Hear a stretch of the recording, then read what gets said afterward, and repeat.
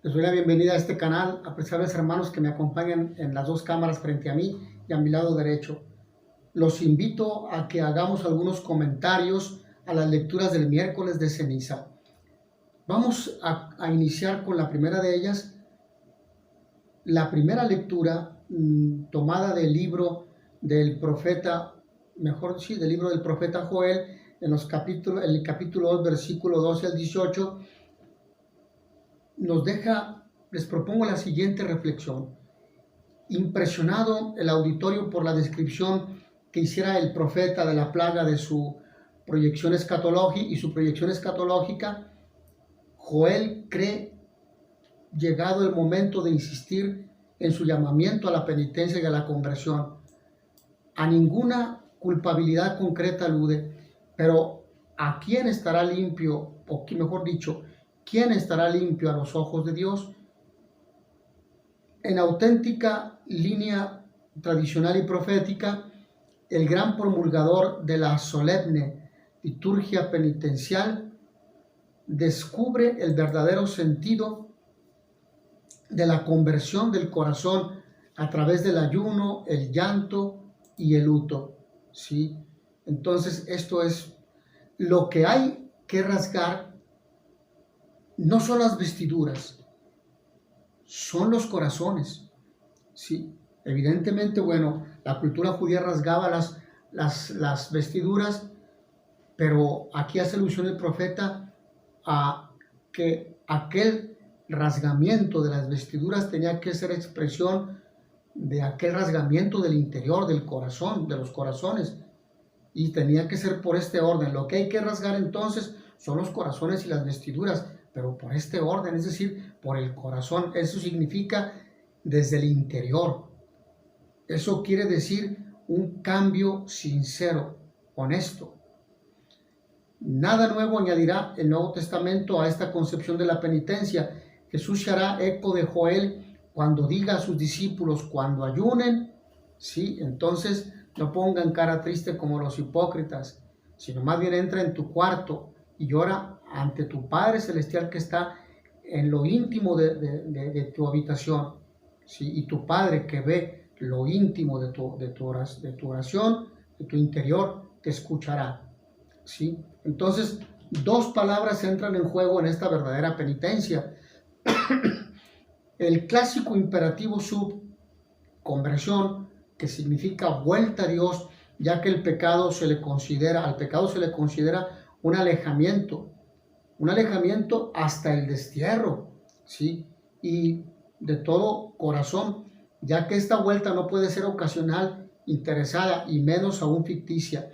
De corazón es lo que nosotros llamamos un firme y sincero propósito de enmienda.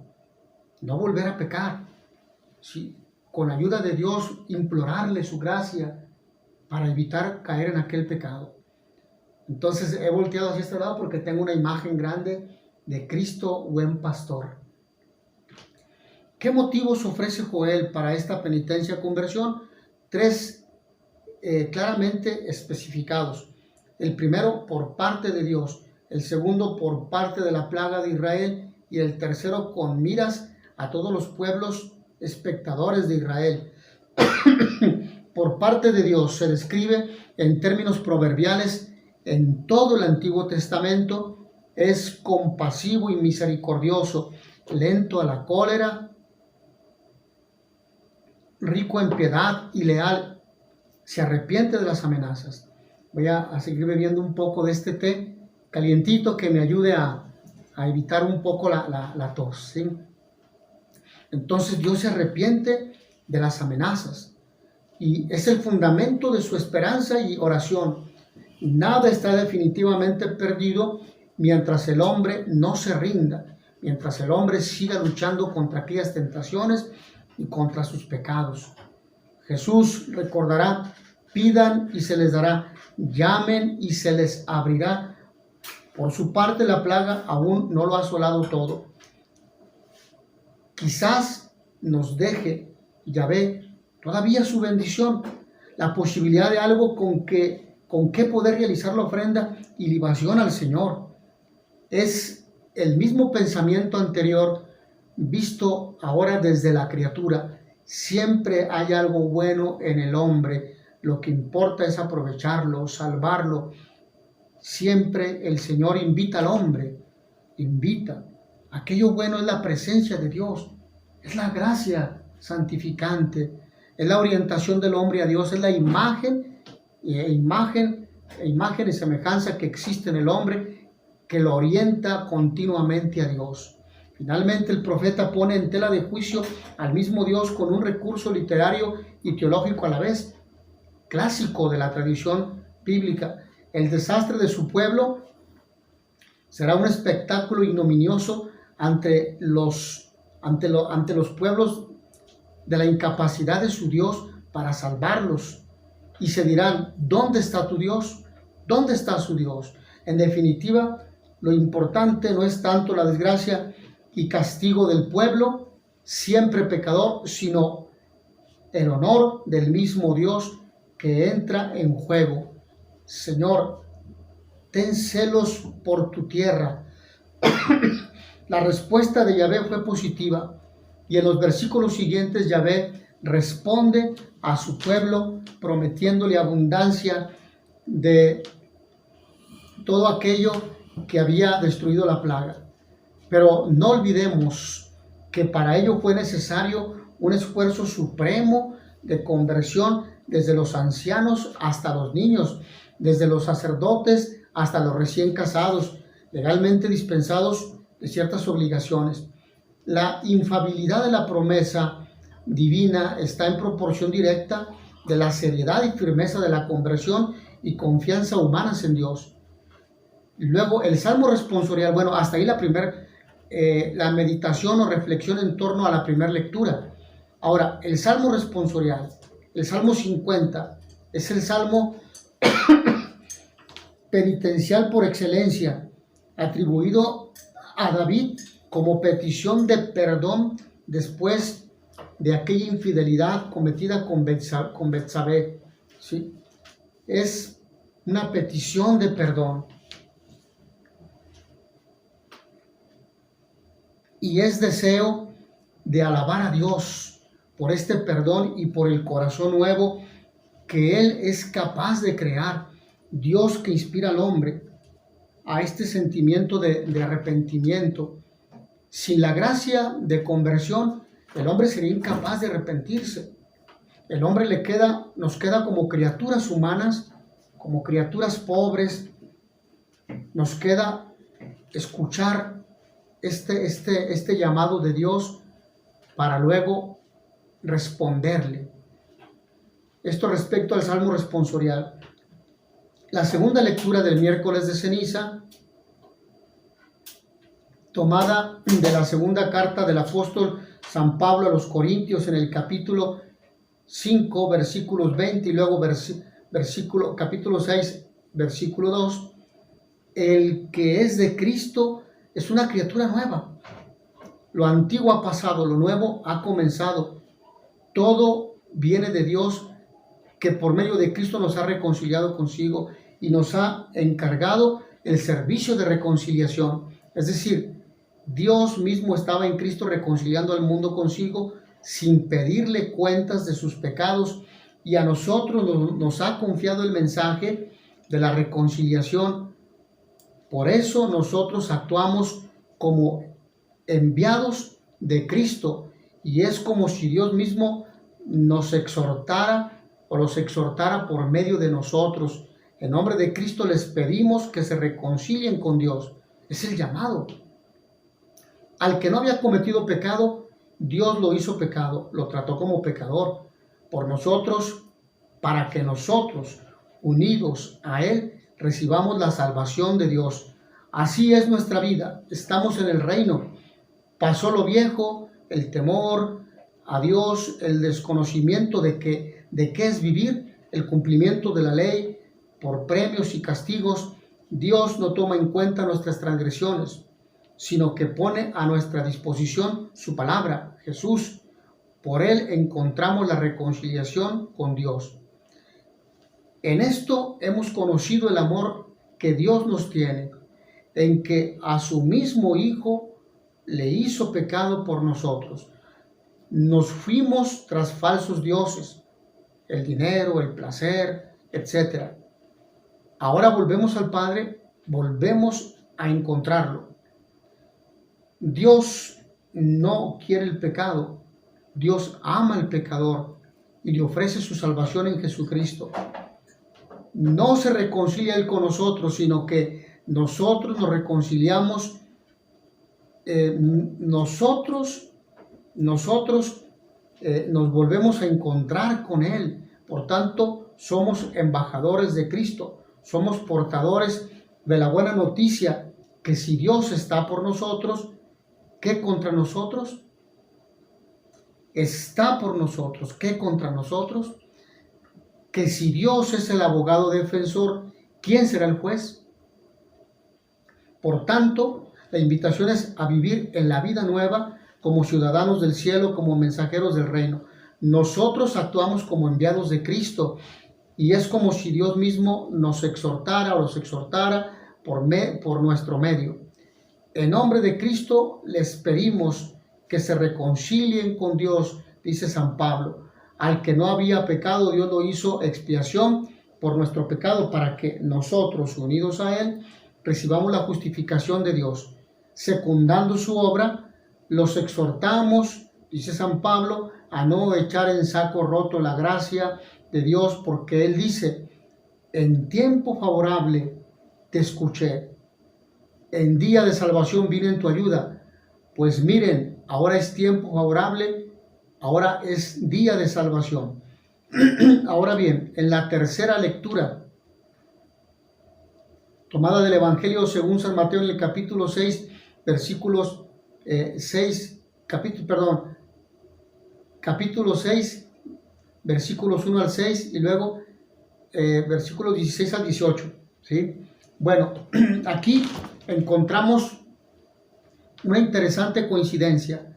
En el día en que se recuerda precisamente el Día del Amor, estemos iniciando el tiempo de Cuaresma, o mejor dicho, el tiempo de Cuaresma nos recuerda la expresión más grande de amor que Dios tiene por nosotros, dar su vida por cada uno de nosotros, ¿sí? En rescate.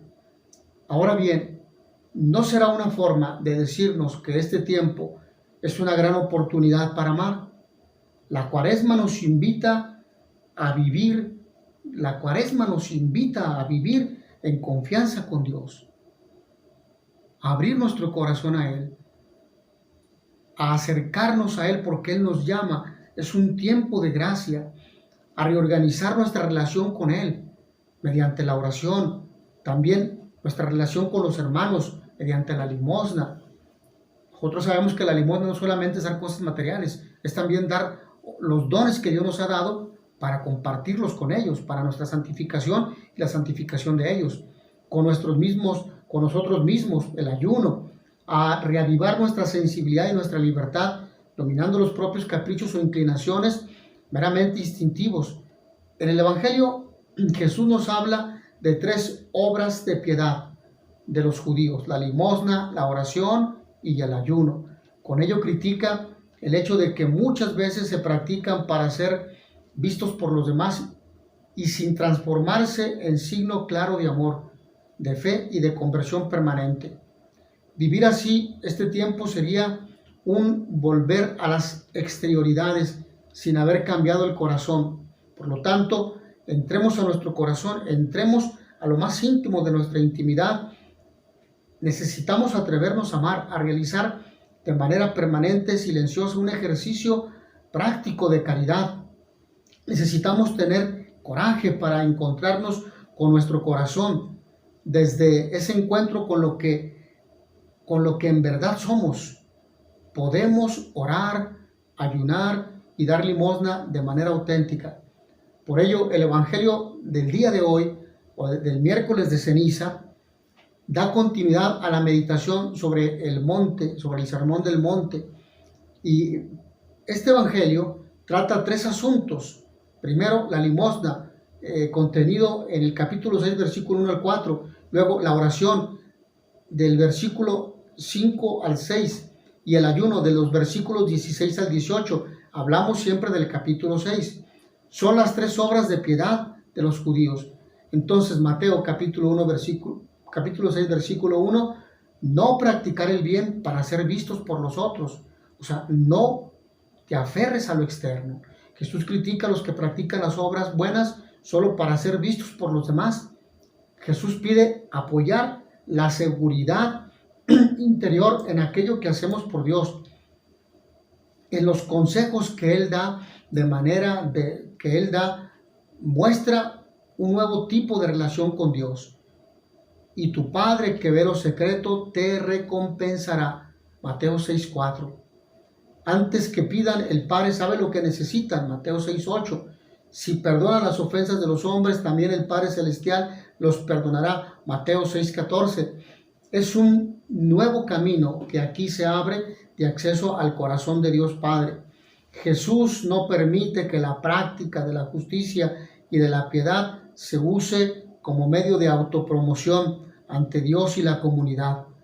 Luego en Mateo 6:2 al 4, cómo practicar la limosna o cómo practicar la limosna.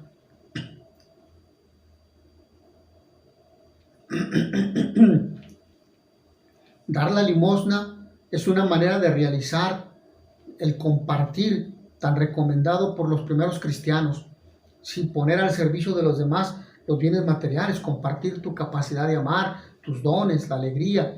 La persona que practica la limosna y el compartir para promoverse a sí mismo ante los demás merece la exclusión de la comunidad, como fue el caso de Ananías y Zafira, de la que nos habla Hechos de los Apóstoles en el capítulo 5, versículos 1 al 11. Hoy, tanto en la sociedad como en la iglesia, hay personas que hacen gran publicidad del bien que hacen a los demás. Jesús pide lo contrario, hacer el bien de forma tal que la mano izquierda no sepa lo que hace la mano derecha. Es el total desapego y la entrega total en la gratuidad del amor que cree en Dios Padre y lo imita en todo lo que hace. A continuación, los versículos 5 al 6. 5 al 6. ¿Cómo practicar la oración? La oración coloca a la persona en relación directa con Dios. Algunos fariseos transformaban la oración en una ocasión para aparecer y exhibirse ante los demás. En aquel tiempo, cuando tocaba la trompeta en los tres momentos de la oración, mañana, mediodía y tarde, ellos debían ponerse de pie en el lugar donde estaban para hacer sus oraciones. Había gente que procuraba estar en las esquinas de los lugares públicos para que todos los pudieran apreciar y escucharan sus oraciones y así los tuvieran por justos y por buenos y así gozar de fama. Pero nunca había una actitud sincera de agradar a Dios, sino agradar a los hombres. Ahora bien, una actitud así pervierte nuestra relación con Dios porque no es sincera, es falsa y no tiene sentido. Por esto Jesús dice que es mejor encerrarse en un cuarto y orar en secreto, perseverando la autenticidad, o mejor dicho, preservando la autenticidad de la relación. Dios te ve también en lo secreto y Él te escucha siempre. Se trata de la oración personal, no de la oración comunitaria. Y luego en Mateo, en los versículos 16 al 18, ¿cómo practicar el ayuno? En aquel tiempo la práctica del ayuno iba acompañada de algunos gestos exteriores visibles. No lavarse la cara ni peinarse, usar ropa color oscuro, era una señal visible del ayuno. Jesús critica esta manera de actuar y les pide hacer lo contrario. De hecho, manda hacer lo contrario para que nadie consiga percibir que estás ayunando. Báñate, perfúmate la cabeza, peínate bien el pelo, y así el Padre que ve lo secreto te recompensará. El núcleo del discurso del monte, tanto desde el punto de vista de su estructura que escuchamos en el capítulo 5 que precede este capítulo 6 de Mateo, con una estructura narrativa, como de su contenido teológico lo constituye el Padre Nuestro. saberse hijos de un mismo Padre, y por eso, hermanos, es la clave para entender y vivir la prioridad del reino de Dios y su justicia. Alrededor de esta enseñanza, Mateo dibuja los contornos de tres pilares fundamentales en la experiencia religiosa judía, leídos desde el planteamiento de todo el discurso. Esto quiere decir, según la justicia sobreabundante que exige la vivencia del reino de Dios, la limosna, la oración y el ayuno.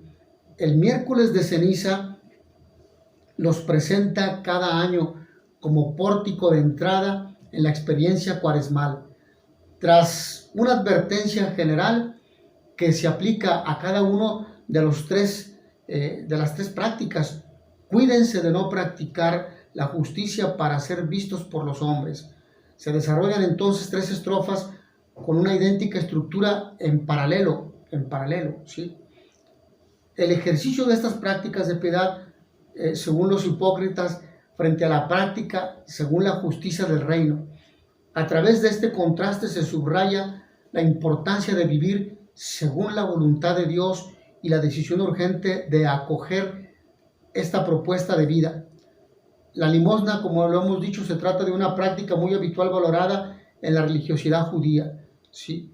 Pero ya hemos dicho que la limosna tiene como raíz, o viene de la raíz misma de la misericordia, del apiadarse del otro, desde las entrañas, tener misericordia del otro. Y por lo mismo la metáfora de lo que no ha de saber la mano izquierda indica la importancia de una gratuidad radical. No es necesario que sepa, que nadie sepa de tu limosna, porque ante todo es la actitud de misericordia. Y la oración, el judío piadoso estaba obligado a practicar la oración varias veces al día, así como ya lo hemos dicho.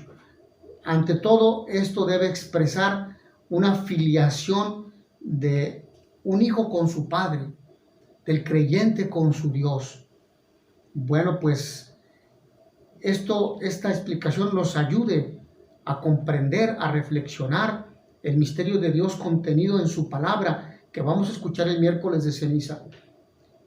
Finalmente, podríamos nosotros decir lo siguiente, una reflexión final a las tres lecturas. Primera, vencer la tentación, la prueba en el desierto. El Espíritu empuja a Jesús a vencer las tentaciones del poder del tener y del placer, que nosotros muchas veces lo hemos experimentado. Si mucha gente, ¿qué es lo que hace toda la gente? Todo lo posterga. El Evangelio es exigente, quiere acabar con las disculpas de que es lo que siempre se ha hecho, es lo que todos hacen, mañana lo haré, en este momento me siento bien, no lo necesito. Por lo tanto, requerimos pasar por la situación del desierto para reforzar nuestra experiencia de Dios. Jesús salió también reforzado en el desierto. ¿Cuál desierto? En esta experiencia Jesús inicia, además del bautismo, que marca el inicio de su ministerio. Segundo aspecto que podríamos mencionar, dejarnos guiar por el Espíritu de Dios. En todas las Eucaristías que celebramos decimos, no nos dejes caer en la tentación y líbranos del mal. Entonces, es precisamente en los momentos de dificultad donde el creyente debe aprender a dejarse guiar por el Espíritu de Dios, como San Francisco de Asís también lo dice. Dejarse guiar por el Espíritu de Dios y su santa operación. El tiempo de Cuaresma es precisamente este tiempo de inicio, haciéndonos conscientes de que el mal y la tentación están cerca de nosotros.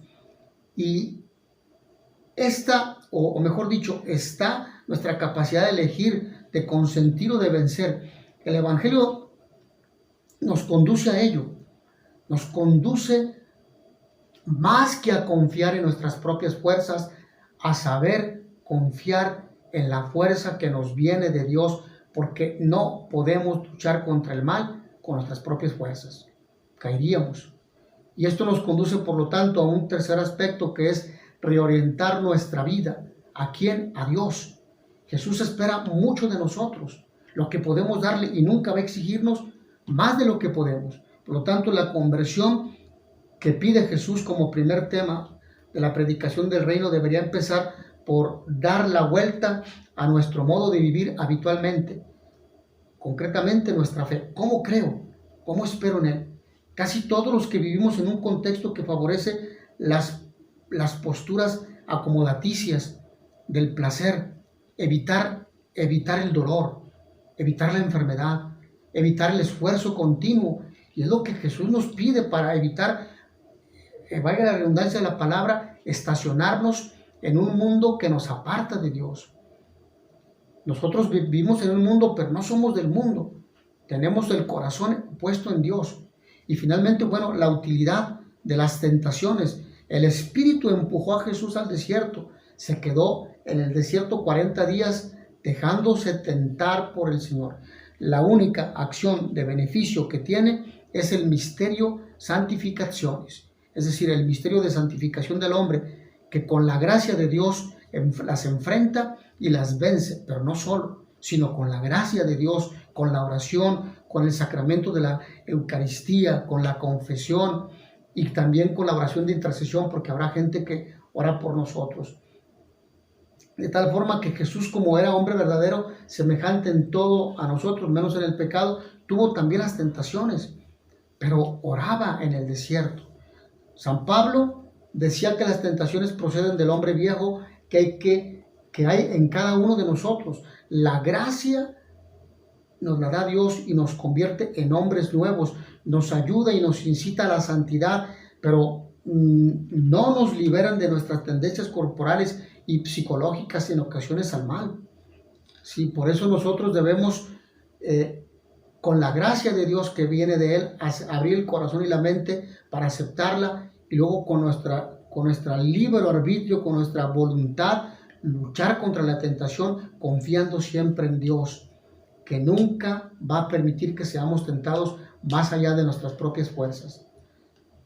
Mis hermanos y hermanas, que al haber meditado en esta liturgia de la palabra, estemos atentos al demonio que anda disfrazado y sobre todo que aprendamos en esta Cuaresma a recibir, abrir nuestro corazón, nuestra mente, para que la gracia de Dios permee, llegue al corazón, no solamente se quede en la mente y la podamos hacer vida.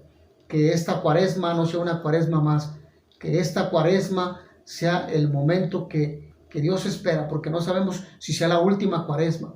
Que este sea un tiempo privilegiado de oración, de encuentro con Dios por medio de la oración personal, en la liturgia de las horas, en el rezo del rosario, en el Via Crucis, pero también un momento de oración comunitario en la Eucaristía y también en la liturgia de las horas, que la podemos rezar con los sacerdotes, con los fieles, en las comunidades religiosas, etc. ¿sí?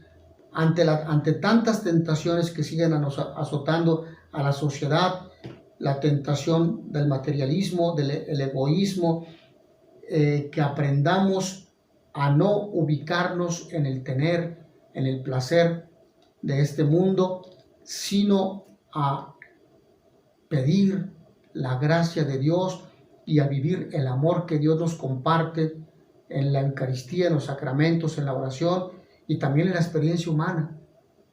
De esta forma valoraremos este amor incondicional de Dios y lo comunicaremos a los demás.